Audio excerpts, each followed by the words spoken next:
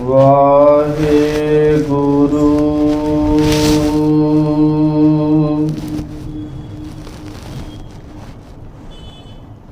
ਸਾਹਿਬ JIO.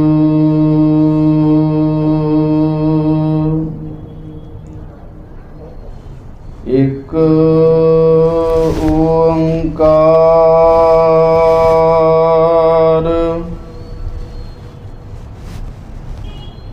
Satnam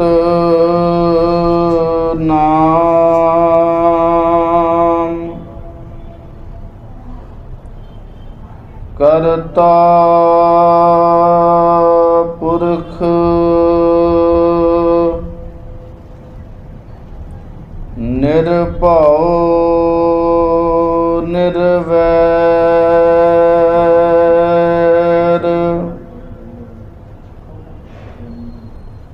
ਅਕਾਲ ਮੂਰਤ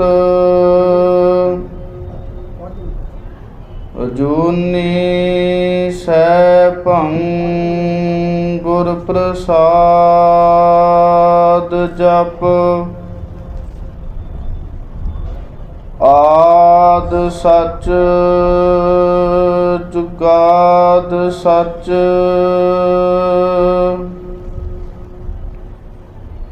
ਹੈ ਭੀ ਸਚ। ਨਾਨਕ ਹੋਸੀ ਭੀ ਸਚ।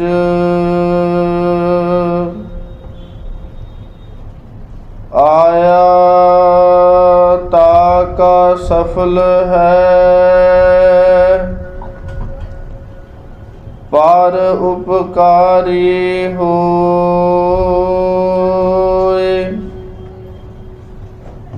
ਦੁਖ ਸਹਿ ਸਿਰ ਆਪਣੇ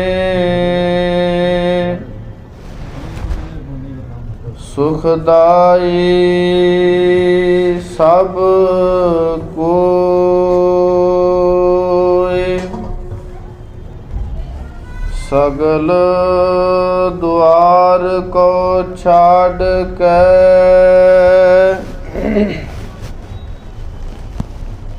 ਗਹਿਓ ਤੁਹਾਰੋ ਦੁਆਰ।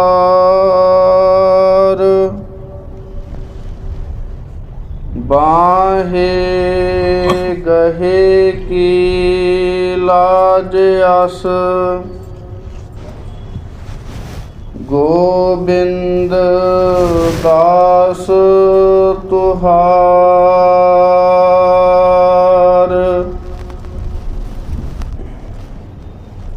ਕਹਾਂ ਬੁੱਧ ਪ੍ਰਭ ਤੁਛ ਹਮਾਰੀ ਬਰਨ ਸਕੈ ਮਹਿਮਾ ਜੋ ਤਿਹਾਰੀ। ਹਮ ਨਾ ਸਕਤ ਕਰ ਸਿਫਤ ਤੁਮਾਰੀ।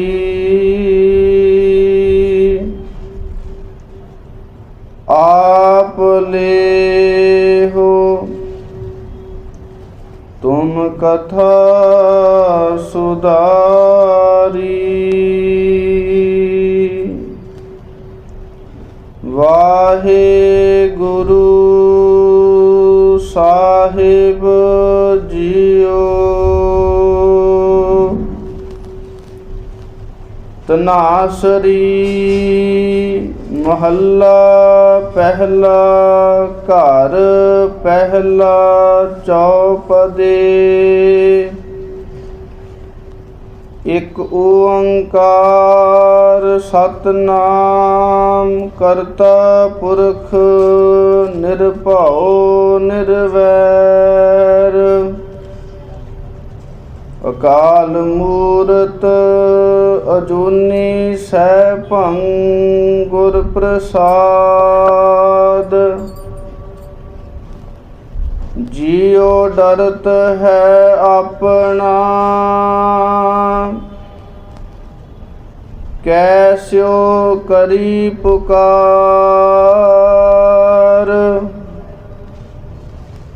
दुख विसारण सेवया, सदा सदा दातार।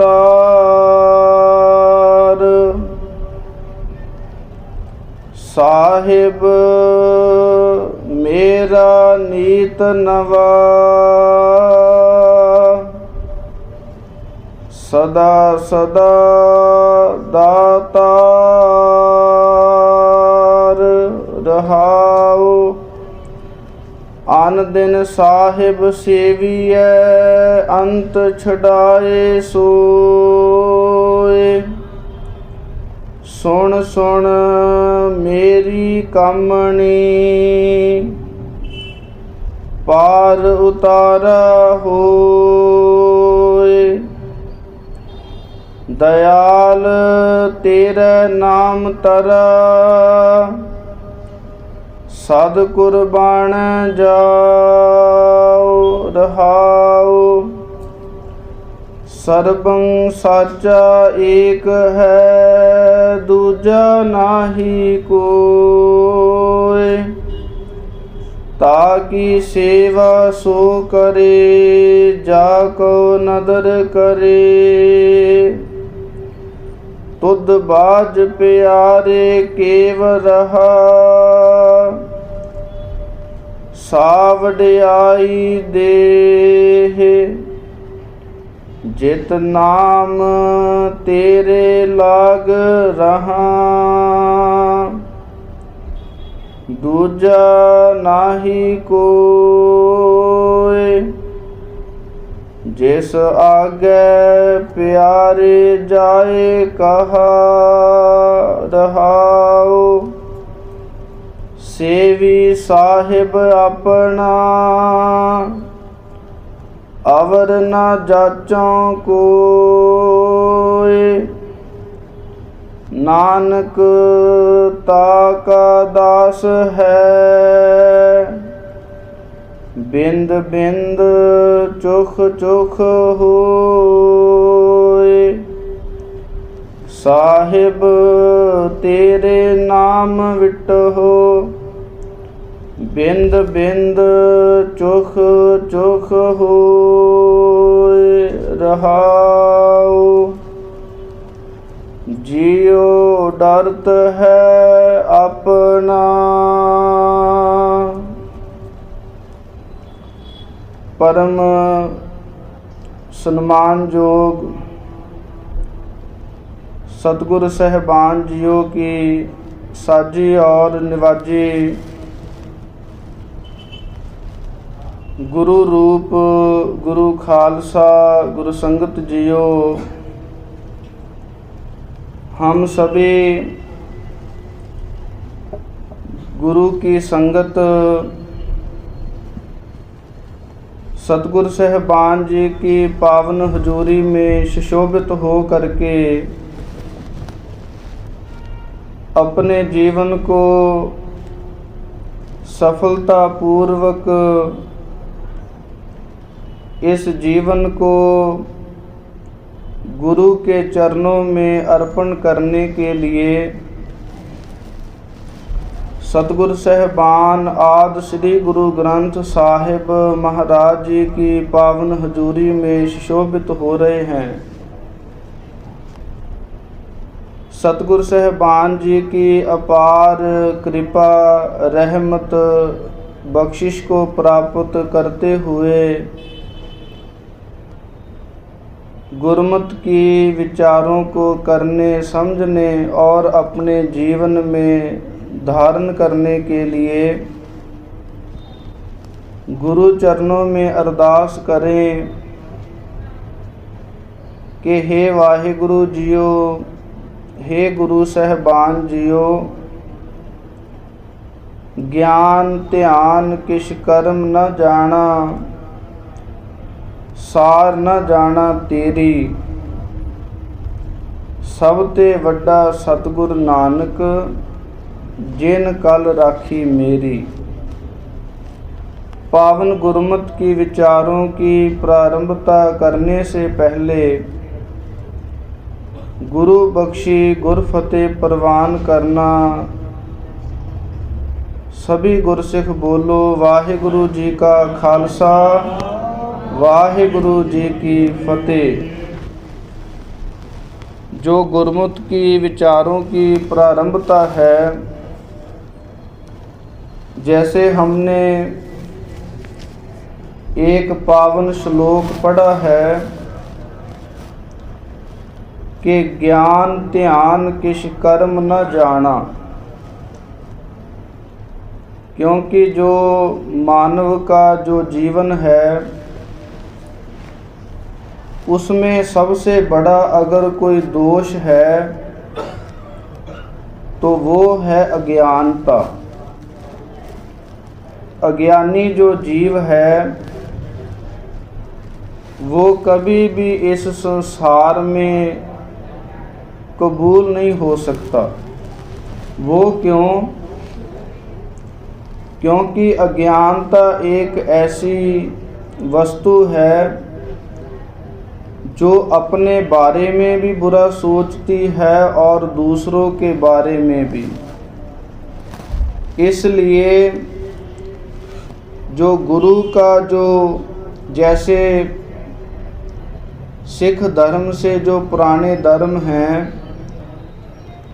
उनमें कभी कभार ऐसा भी होता है कि जो गुरु की उपमा है, गुरु की जो आवश्यकता है उस पर ज़्यादा जोर नहीं दिया जाता।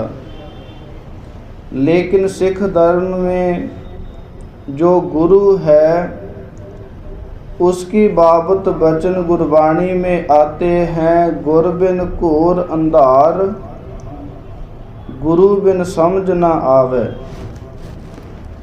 इसलिए जैसे जीवन में संसारी जो विद्या है उसको प्राप्त करने के लिए हमें गुरुजनों की ज़रूरत पड़ती है, अध्यापकों की ज़रूरत पड़ती है, उसी प्रकार जो सिख शब्द से ही हमें समझना चाहिए कि जो सिख शब्द जे संस्कृत के शिष्य शब्द से बना है, जिसका शाब्दिक अर्थ है सीखने वाला, ज्ञान की प्राप्ति करने वाला, उसको सिख कहा जाता है। और सिख का जो पहला फर्ज है वो है गुरु को धारण करना। गुरु को धारण करने का मतलब क्या है कि गुरु की जो शिक्षाएं हैं उन पर चलना, उनको सुनना, उनको मानने का यत्न करना, ये है असल भाव में गुरु को धारण करना। जैसे एक बात है कि इस इलाके में सुनने में देखने में आया है कि जो गुरु को प्रेम करने वाली संगत है, जिसको सिंधी संगत के नाम से हम संबोधन करते हैं, सुनने में आया है कि वो श्री गुरु नानक देव महाराज जी को ज़्यादा मानते हैं, ज़्यादा उनकी बातों पर अमल करते हैं। लेकिन इसके बाद का जो ज्ञान है उसे हमें नज़रअंदाज नहीं कर सकते। वो क्या है?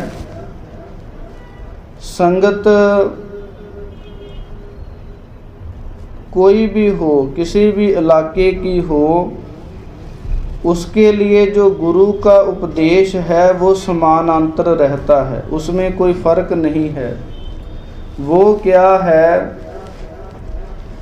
कि अगर हम श्री गुरु नानक देव महाराज जी के अपने आप को सिख मानते हैं तो हमारा सभी का पहला जो फ़र्ज है वो क्या है पता कैसे चलता है कि हम सिख होने के हकदार हैं या नहीं हैं? उसका पहला कर्तव्य क्या है? वो है केस रखना, क्योंकि केसों को कटवाना ये सीधी सीधी बात है कि हमें परमेश्वर वाहिगुरु की जो कृपा है वो हमें स्वीकार नहीं है। क्योंकि परमेश्वर वाहिगुरु की बाबत गुरबाणी में वचन आए हैं कि भुल्लन अंदर सब को अभुल गुरु करतार, कि एक परमेश्वर वाहिगुरु और गुरु साहबान ऐसे हैं जो कभी भूलते नहीं हैं, जिनसे कभी भी कोई गलती कोई भूल नहीं हो सकती।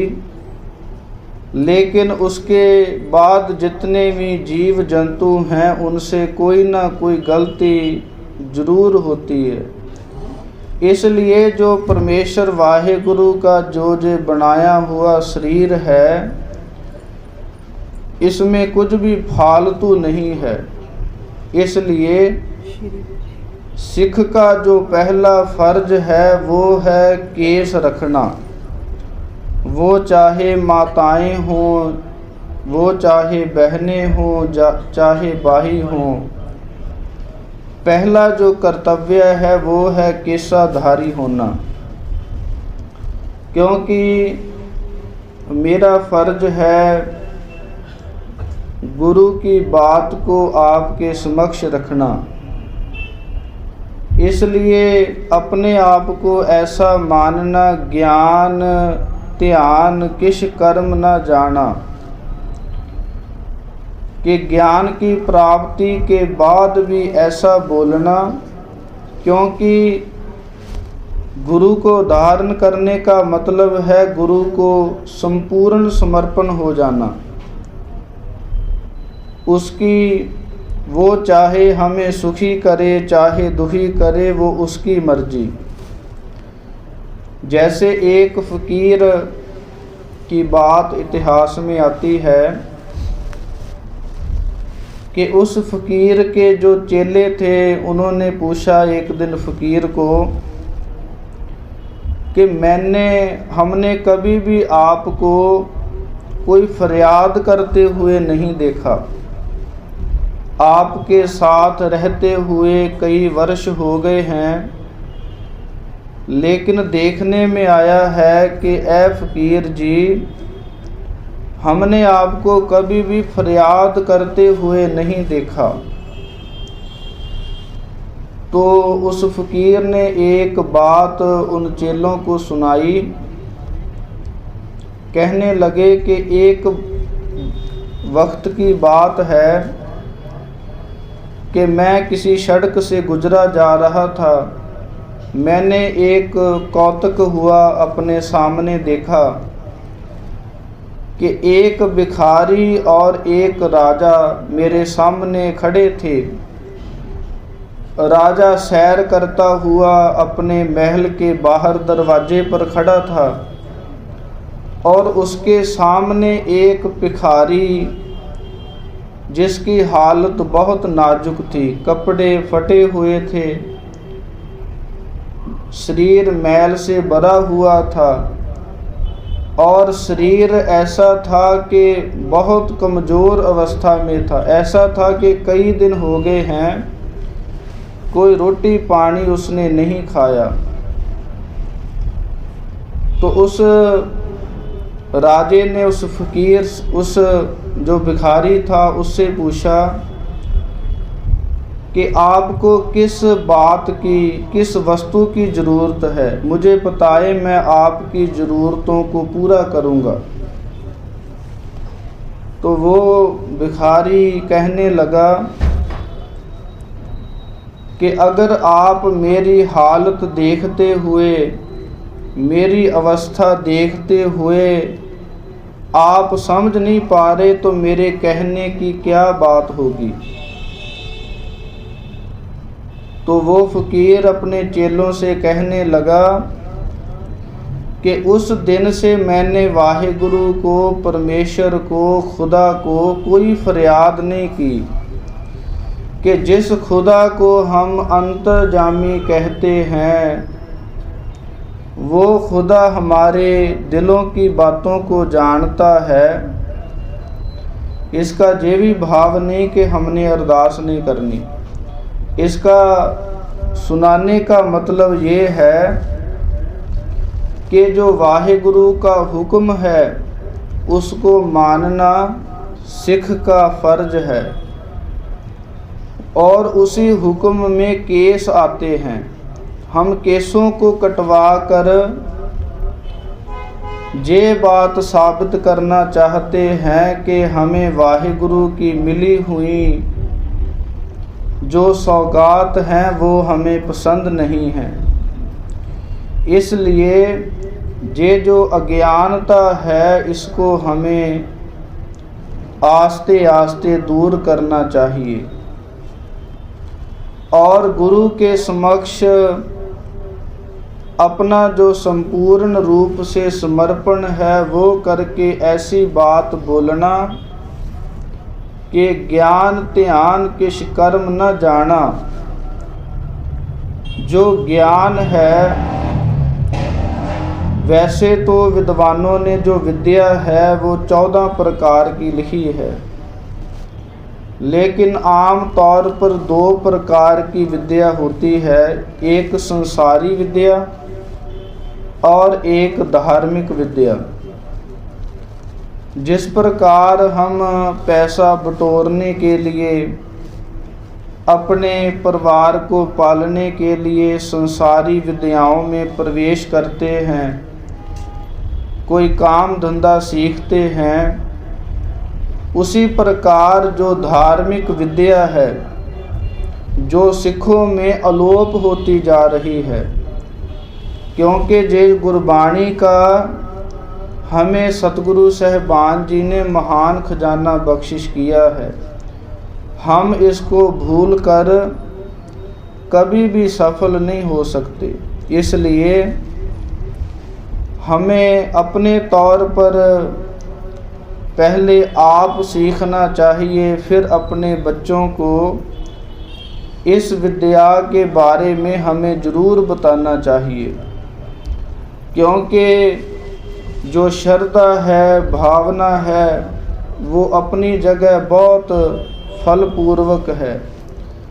लेकिन जैसे श्री गुरु गोबिंद सिंह महाराज जी के पावन इतिहास में वचन आते हैं कि जब श्री गुरु गोबिंद सिंह महाराज जी श्री दमदमा साहिब की पावन धरती पर विराजमान थे, उन्होंने एक वचन कहा था कि सिखो सुनो सीख एह मेरी, बाणी पढ़ो शुद्ध गुर केरी। कि जो वाणी का जो पाठ है, जैसे हम संसारी विद्या किसी अध्यापक, किसी टीचर से सीखकर फिर प्राप्त करते हैं, उसी प्रकार जो धार्मिक विद्या है इसको भी जो उस्ताद लोग हैं, जो ज्ञानी सज्जन हैं, उनसे इस विद्या को सीखकर अपने जीवन में धारण करना चाहिए।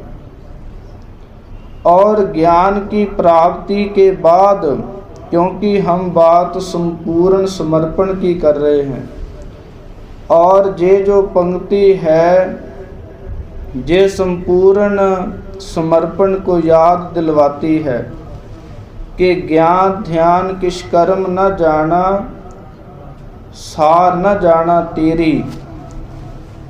हे वाहिगुरु, हे श्री गुरु नानक देव महाराज जियो, मैं आपकी जो सार है, सार का मतलब होता है सिद्धांत, आपका सिद्धांत, आपका फलसफा कितना बड़ा है, इस बात को हम जान नहीं सकते। सिर्फ अरदास कर सकते हैं, वो कौन सी है, सबते वड्डा सतगुर नानक जिन कल राखी मेरी। आज के जो पावन शब्द में भी हम विचार करेंगे कि जो नदर है वो दो प्रकार की होती है, जिसको हम कृपा बोलते हैं, जिसको हम आम बोली में नज़र बोलते हैं। वो दो प्रकार की होती है, एक सीधी नदर और एक उल्टी नदर।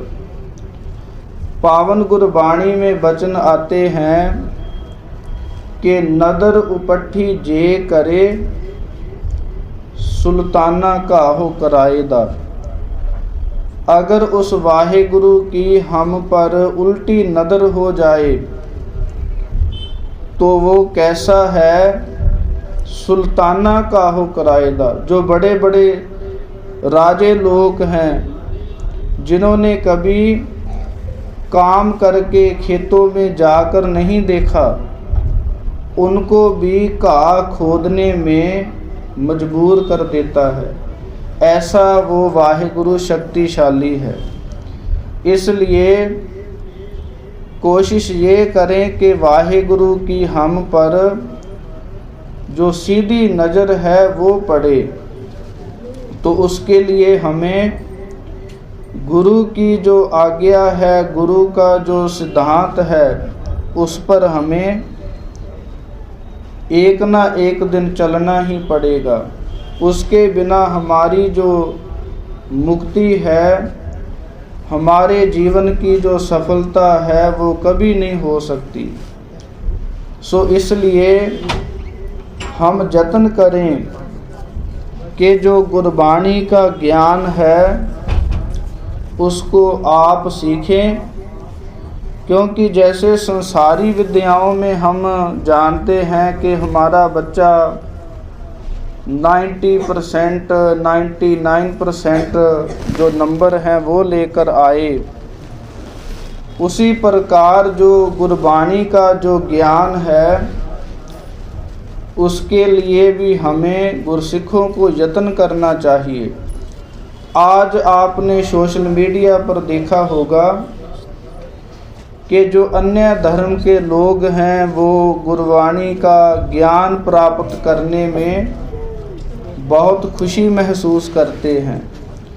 इसलिए हमें गुरसिखों को भी ये चाहिए कि उस पावन गुरबाणी का इतिहास का जो ज्ञान है उसकी प्राप्ति करने के लिए यत्न करना चाहिए। आज का जो पावन हुक्मनामा साहिब जो श्री गुरु नानक देव महाराज जी ने हम सभी गुरसिखों को उस पावन हुक्मनामे की जो ज्ञान भरी, सिद्धांत भरी जो बात है वो हमें बताने का यत्न किया है। ये जो पावन शब्द है, ये कब और कैसे उच्चारण हुआ। एक बार श्री गुरु नानक देव महाराज जी श्री करतारपुर साहिब विखे विराजमान थे। तब उनकी जो सुपत्नी माता सुलखनी जी थे, उन्होंने श्री गुरु नानक देव महाराज जी के पास बेनती की कि हे गुरुदेव, आप सभी दुनिया को जगह जगह जाकर गुरबाणी का, परमेश्वर वाहिगुरु का जो ज्ञान दे करके उन्हें मुक्त की अवस्था प्रदान करते हो, मेरे ऊपर भी कृपा करो। जो पावन गुरबाणी का उपदेश है, पावन गुरबाणी का जो सिद्धांत है, वो मेरे लिए भी उच्चारण करो। तो श्री गुरु नानक देव महाराज जी ने ये जो पावन शब्द है वो माता सुलखनी जी के लिए उच्चारण किया, जिसकी शिक्षा, जिसका ज्ञान हमने सभी ने प्राप्त करना है। तनासरी महला पहला, घर पहला चौपदे। राग ਧਨਾਸਰੀ में श्री गुरु नानक देव महाराज जी पहले सुरताल में रागी सिंहों को गाने का उपदेश करते हुए चौपदे 4-4 पदों वाले शब्द को उच्चारण करते हैं। पहले जो मंगल रूप एक ओंकार सतनाम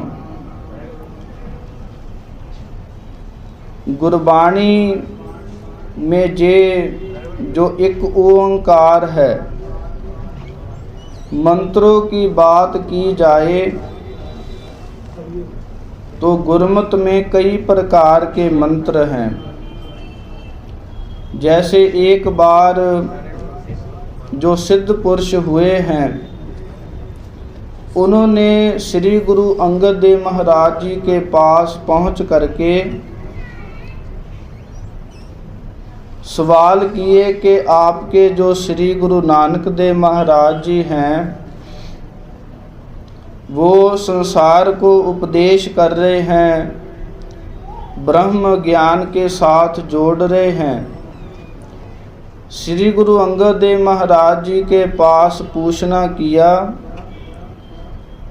सिद्ध पुरुषों ने सवाल किए कि आप हमें ये बात बताओ कि आपके धर्म में बीज मंत्र कौन सा है।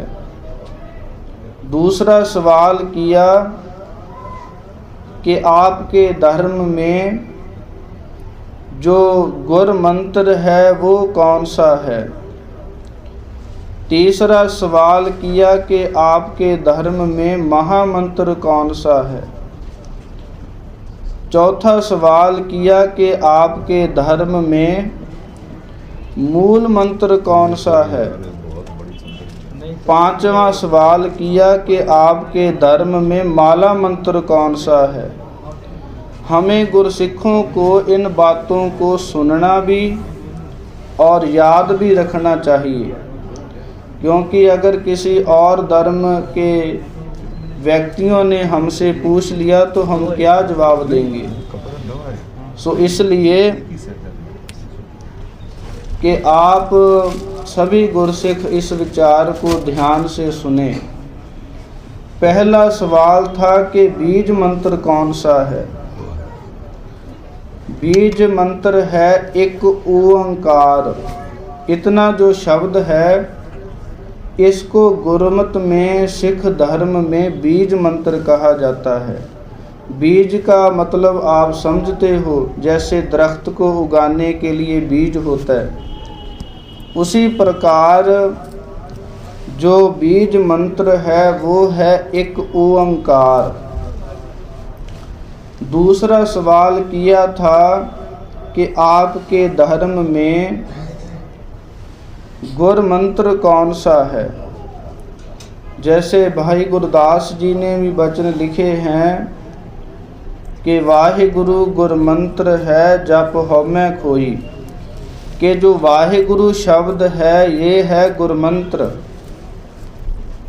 तीसरा सवाल था कि महामंत्र कौन सा है। महामंत्र है एक ओंकार से लेकर गुर प्रसाद तक। इसको गुरमत में महामंत्र कहा जाता है। जो चौथा सवाल था कि मूल मंत्र कौन सा है, तो श्री गुरु अंगद देव महाराज जी ने जवाब दिया कि मूल मंत्र है एक ओंकार से लेकर नानक होसी पी सच तक, यहाँ तक मूल मंत्र है। और पांचवा जो सवाल था वो था कि माला मंत्र कौन सा है। इसका जवाब श्री गुरु अंगद देव महाराज जी के पास नहीं था, क्योंकि तब वो गुरु रूप नहीं हुए थे। तो उन्होंने श्री गुरु नानक देव महाराज जी के पास बेनती की कि हे सतगुरु जियो, हे गुरुदेव, आप मुझे माला मंत्र का ज्ञान दें कि माला मंत्र कौन सा होता है। तो श्री गुरु नानक देव महाराज जी ने जवाब दिया कि जो श्री जपजी साहिब की वाणी है वो है माला मंत्र, श्री जपजी साहिब की वाणी।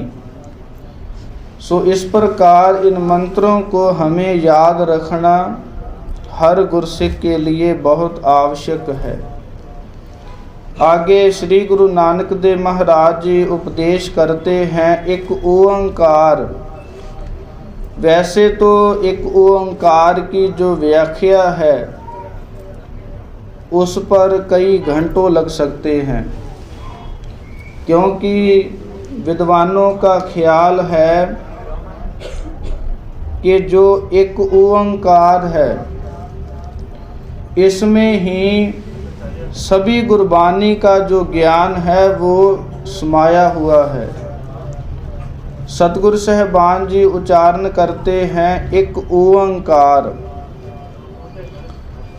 कई विद्वान पुरुषों के मुखार बिंद से आपने सुना होगा कि जो एक शब्द है, पहली बात तो ये है कि एक ओंकार में सतगुरु साहिबान जी ने 3 भाषाएं लिखी हैं। कैसे महान सतगुरु जी हुए हैं। देखो, जो एक अंक है वो है गणित विद्या का, जिसको हम मैथ बोलते हैं।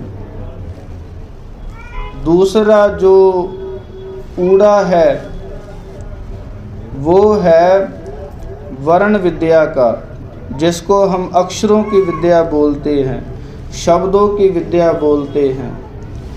तीसरी जो ऊपर कार लगी हुई है, जिसको हम, जो ऊपर वाला आकार होता है उसको कार कहा जाता है।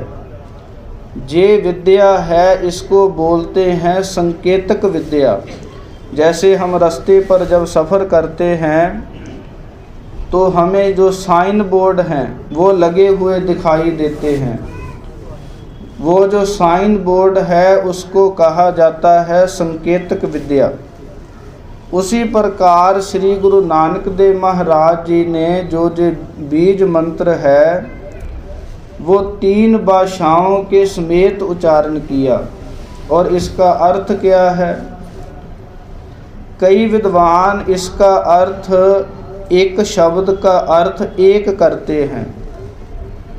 असल में जो एक शब्द है इसका जो असल में अर्थ है वो है अद्वितीय, क्योंकि जब हम इसका अर्थ एक करेंगे तो एक का मतलब है कि वो वाहिगुरु गिनतियों में है, क्योंकि वो आप मुक्त करे संसार, वो तो बंधनों से मुक्त करने वाला है।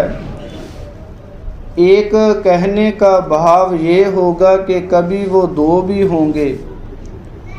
एक कहने का भाव ये होगा कि कभी वो 0 भी होंगे। इसलिए विद्वान पुरुष इस एक अंक का जो अर्थ है वो अद्वितीय करते हैं। अद्वितीय का भाव क्या है? जिस जैसा और कोई ना हो उसे अद्वितीय कहा जाता है।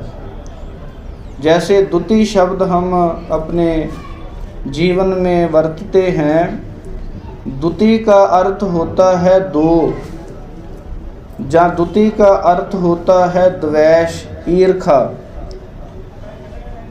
और आगे एड़ा शब्द लगने की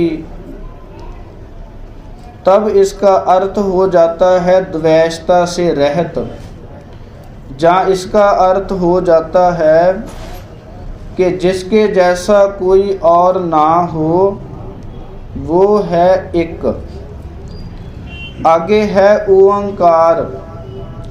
ओंकार का अर्थ है जो हमारी रक्षा उच्चारण करण मात्र से रक्षा करे, उसको कहते हैं ओंकार।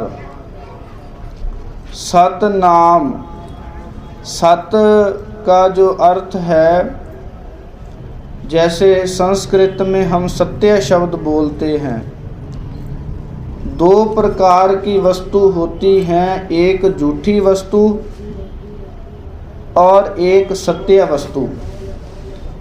जो झूठी वस्तु होती है उसका भाव होता है कि वो तीनों कालों में कभी नहीं होती, ना वो पहले हुई होती है, ना वो वर्तमान में होती है, ना ही आने वाले भविष्य में। और जो सत्य वस्तु है वो तीनों कालों में मौजूद रहती है। सो इस प्रकार नाम का अर्थ है होंद। वो वाहिगुरु की जो होंद है वो हमेशा रहने वाली है। अरबद नरबद तुंदुकारा। जब इस सृष्टि का नाश हो जाता है, आकाश चंद्रमा सभी का विनाश हो जाता है, वो वाहिगुरु फिर भी विराजमान रहता है। कर्ता पुरख। कर्ता पुरख का अर्थ है कि वो इस सृष्टि को साजने वाला है। पुरख का अर्थ है व्यापक स्वरूप। जैसे गुरबाणी में वचन आते हैं कि घट घट में हरजू बसै। जैसे जो बर्तन बनाने वाला जो कुम्हार है, वो बर्तन बना के अपने घर रहता है और बनाए हुए बर्तन किसी और के घर चले जाते हैं। लेकिन वो जो परमेश्वर वाहिगुरु सृष्टि को साजने वाला है, वो इस सृष्टि में ही समाया हुआ है। निर्भव निर्वैर। वो वाहिगुरु निर्भव है। भाव पावन गुरबाणी में वचन आते हैं, गुरसिੱਖੀ का सिद्धांत क्या है? ना तो किसी से डरना है और ना ही किसी को डराना है। यही है वाहिगुरु का स्वरूप। और निर्वैर। निर्वैर का अर्थ है कि उस वाहिगुरु का किसी से भी वैर नहीं है। अकाल मूर्त। जहाँ निर्वैर का अर्थ विद्वान पुरुष ये भी करते हैं, निर्वैर कि जैसे हमें किसी न किसी प्रकार का वैल होता है। जैसे किसी को चाय पीने का वैल होता है, किसी को कोई वैल होता है, लेकिन वो वाहिगुरु इन आदतों से भी रहत है। अकाल मूर्त। उस वाहिगुरु का जो स्वरूप है वो अकाल है, वो तीनों कालों में नहीं आता। हम जो मनुष्य हैं, हमारी अवस्था कैसी है कि हम पिछला जो बीता हुआ समय है और जो वर्तमान है, इसमें हम जीवित हैं। लेकिन जो आने वाला क्षण है उसका हमें पता नहीं कि हम रहेंगे या नहीं रहेंगे। जैसे पावन गुरबाणी में वचन आए हैं, हम आदमी हाँ एकदमी, कि हमारी उम्र कितनी है, एक श्वास की हमारी उम्र है। हमें नहीं पता कि जो हमारे श्वास अंदर गया है वो बाहर आएगा या नहीं आएगा। जो बाहर श्वास गया है वो अंदर जाएगा या नहीं जाएगा। इसलिए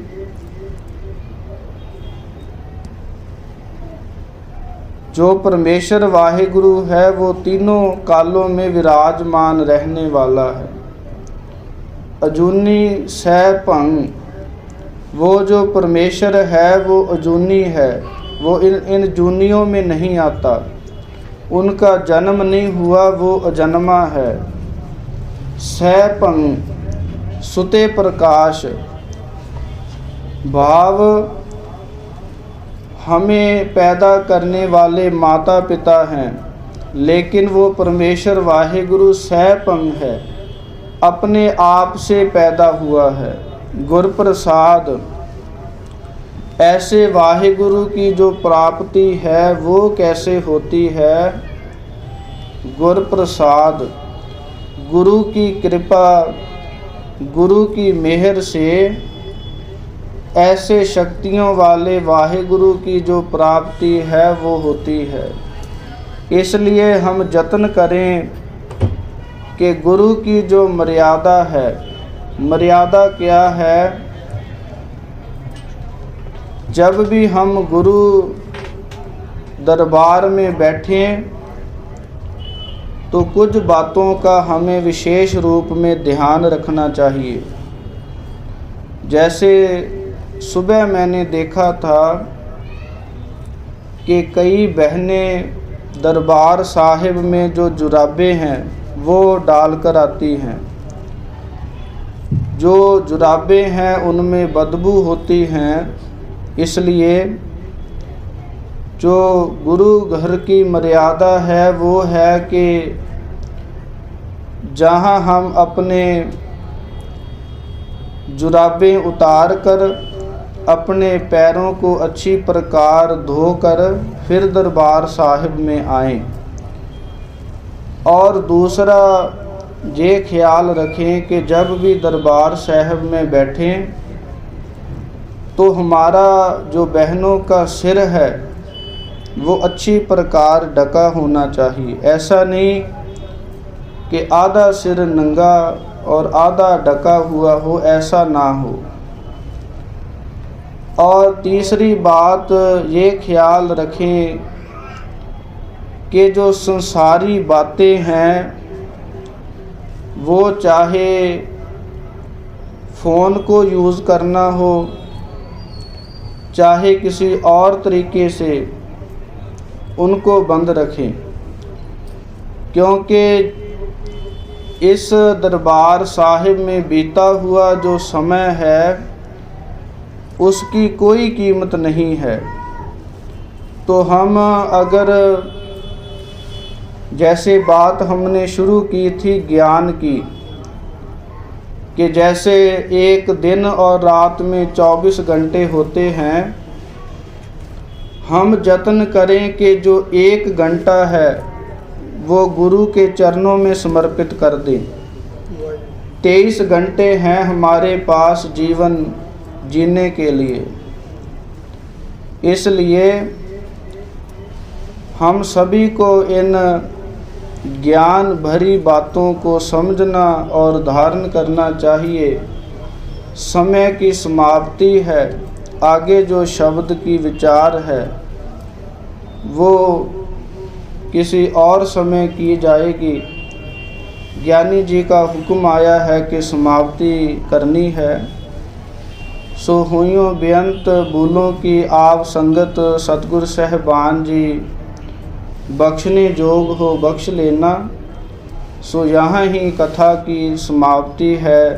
वाहिगुरु जी का खालसा, वाहिगुरु जी की फतेह।